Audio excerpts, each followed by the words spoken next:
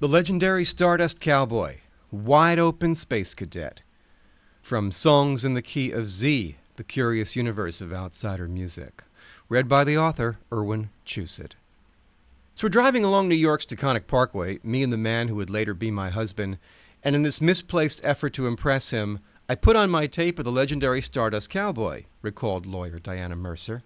I mean, we've listened to the Velvet Underground, Sex Pistols, Captain Beefheart, whoever, on this 4-hour jaunt. He's at the wheel of my car, and the conversation is at a lull. I'm looking to score some points, so what the heck, in it goes. Before I know it, there's flashing red lights behind us, and a 6-foot-tall African-American policewoman has pulled him over for doing 110 in a 55-mile-an-hour zone. The ticket cost $310. Somebody was trying to tell me something, she sighed, but I wasn't listening.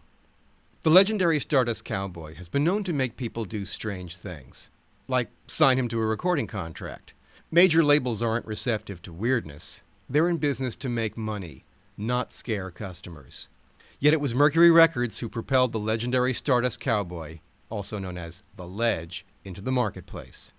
In 1968, the label released his 45 RPM single, Paralyzed, a blast of Texas no-fi wreckage, 2.5 minutes of Indian whoops, rebel yells, and caveman cretinism that forever staked this unforgettable vocalist's claim to fame.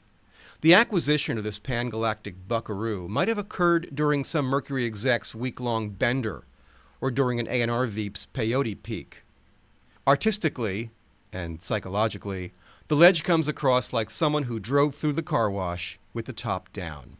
This bedlam-prone prairie dog earned notoriety for his uninhibited howling and utter vocal abandon, oblivious to such quaint notions as euphony, rhythm, and restraint. His oral artistry consists of the astonishing number of ways he can emit musical sounds without actually singing. Besides the rebel yell, the Comanche war whoop, and hog hollerin', he's mastered elephant cries, bird calls, frog croaks, and a menagerie of jungle squawks. The man wails, cackles, and belches. He grunts, growls, and taunts. When the Ledge goes mano a mano with a song, melody goes home with a bloody nose every time. Despite his hyperactive exuberance, bellowing like he's just been goosed, the Ledge isn't threatening or scary. His singing, and that's in quotes, his singing voice is a friendly baritone, his vocal cords slightly constricted. Imagine a kiddie show host whose jockey shorts are too tight. Yet the Ledge speaks in a warm tenor, up in fellow Texan Ross Perot's register. There's a lack of attitude in his personality and lyrics, which are imbued with self-deprecating humor. He's lived life as a musical outsider, and been reminded often enough that his talents are not welcome in some quarters. The Ledge's records are sheer fun, if you're ready for a wild ride.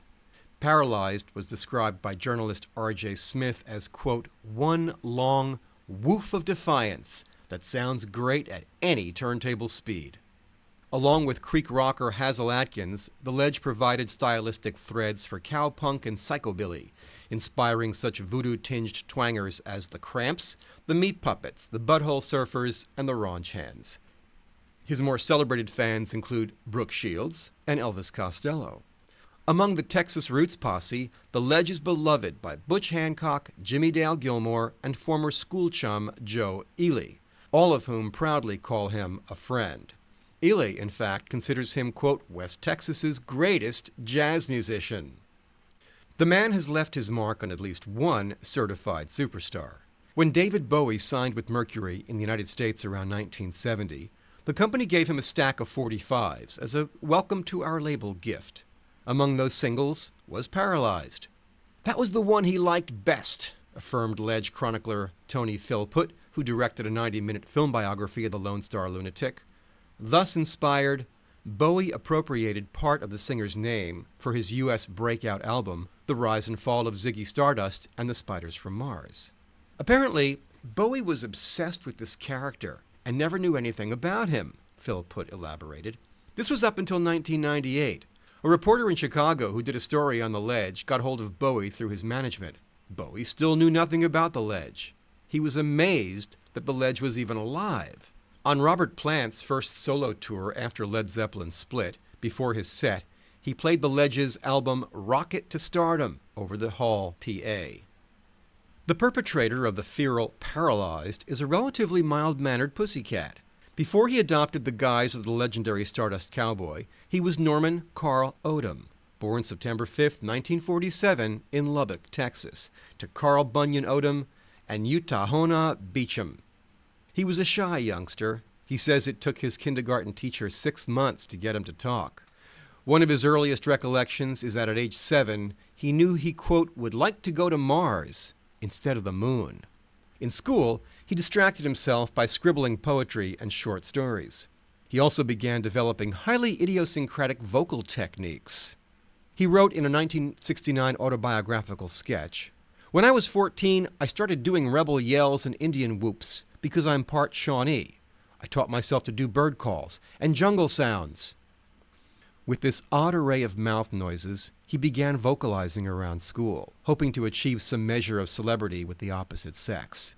He explained, "I figured that by singing I was able to attract all the girls, but instead I attracted all the boys." The popularity of picker Chet Atkins inspired young Odom to take guitar lessons. He never mastered the Countrypolitan King's smooth fingering, but he did teach himself drums, kazoo, harmonica, buffalo horn, and the rub board. He acquired rudimentary bugle skills by riffing along with LPs by Herb Alpert and the Tijuana Brass. His early, unrecorded repertoire consisted of country and western songs popularized by Johnny Cash, Ray Price, and Buck Owens. Along the line to post-adolescence, like a kid tossed from a dime store Bronco once too often, Odom evolved into an authentic frontier wacko. He also became, from time to time, an unfortunate victim of circumstance. The Ledge's life, like his music, has always been slightly beyond his control. Joe Ely was a classmate at J.T. Hutchinson Junior High in Lubbock. "The first time I saw Norman," recalled Ely, "he was playing on the steps. He'd get to school about 7:30 in the morning, before everybody else. He'd do a whole set before the bell rang. He just kind of wailed on at the top of his lungs." Later, Norman carried on this tradition and played on the steps of the high school. Odom invariably attracted crowds, girls even, and his extracurricular notoriety grew. But still, he couldn't get a date. Not all his classmates took his performances seriously. Some considered him a freak. They'd honk their horns, throw dirt clods and sweet tarts. Others flung pennies and peppermints in the hole of his guitar. At some point in his teens, Odom merged two great obsessions, the Wild West and outer space. He decided that the legendary Stardust Cowboy suited him better than Norman. He spray-painted the name, preceded by NASA Presents, in big gold and black letters across the side of his new Chevy Biscayne, much to the horror of his grandmother, who took a swat at the teen for ruining a perfectly good automobile. He couldn't get gigs at local clubs, so he obsessively sang in public, at frat houses, outside the Dairy Queen, in the parking lots of the Heidi-Ho Drive-In and the Char King. His makeshift stage was the roof of his Chevy, on which he'd painted a map of the moon. His atavistic caterwauling was accompanied by St. Vitus gyrations copied from another hero, Tom Jones. Usually, management would run him off their property. Odom would turn up unexpectedly at parties and give impromptu, and often unwelcome, performances. He occasionally found himself the target of spectator intolerance. When he plied his raucous repertoire in honky-tonks during the late 1960s, he sported long hair and mutton chop sideburns. "Old-time country music fans thought I was making fun of them and country music," he recalled. "Owners and managers of clubs had to pull away people trying to get close enough to beat me up." One night at the Heidi-Ho, an onlooker heaped ridicule on the Ledge's performance, but he ignored her and he kept singing. "He either laid his guitar down or she came up and grabbed it," said Ely. "All I remember is turning around and seeing the front of his guitar cave in, with her foot going through it. It was a sad day. That guitar was his main squeeze." After high school, Odom resolved to travel in search of fame. Las Vegas, New York, Hollywood, other planets. Instead, he took a bus to San Diego. Unable to land a paid gig, he moved to L.A. and tried to get on The Steve Allen Show and on Art Linkletter's house party. But no one was booking unrecorded amateurs who specialized in coyote howls. Disillusioned, he returned to Lubbock, worked in a warehouse, and played local clubs to largely skeptical or indifferent audiences. In 1968, he tried to contact the best-known musical outsider. "I wrote Tiny Tim a letter," he recalled, "with a picture of myself and musical instruments. I wanted to be on the Johnny Carson show like him." Tiny Tim never replied. Considering the magnitude of his then popularity, it's unlikely Tiny ever saw the letter. With $160 in his pocket, the Ledge aimed his Biscayne at New York. His goal, The Tonight Show. He had no manager and no demo tape. He also had zero business smarts. He never made it to Manhattan, but along the way, the legendary part of his name became a reality. He pit-stopped in Fort Worth, 300 miles east of his hometown.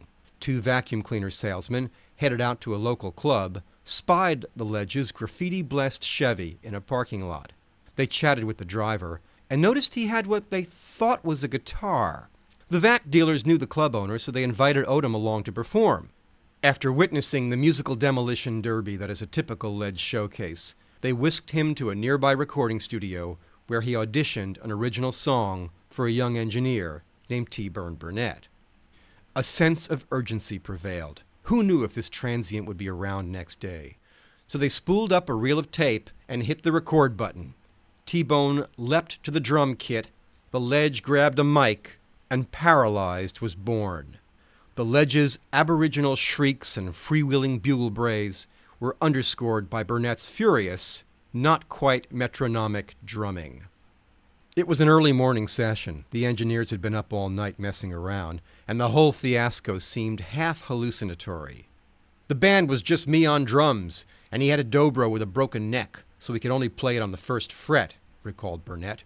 "We just set up 2 microphones. The staff was in a state of sleep deprivation that probably caused us to be more daring than we might otherwise have been. Norman gave me some instructions. He said, 'Play drums in the same tempo I'm singing in.'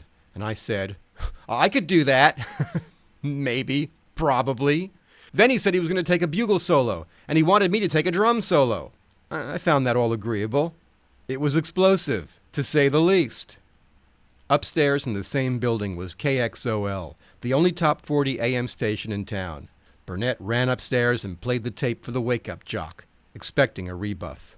Instead, the host ranted, "This is it! This is the new music!" The song was aired several times. The switchboard overheated, and T-Bone knew they had a hit on their hands.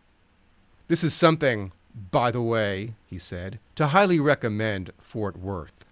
That the people could love this and embrace it so instantly."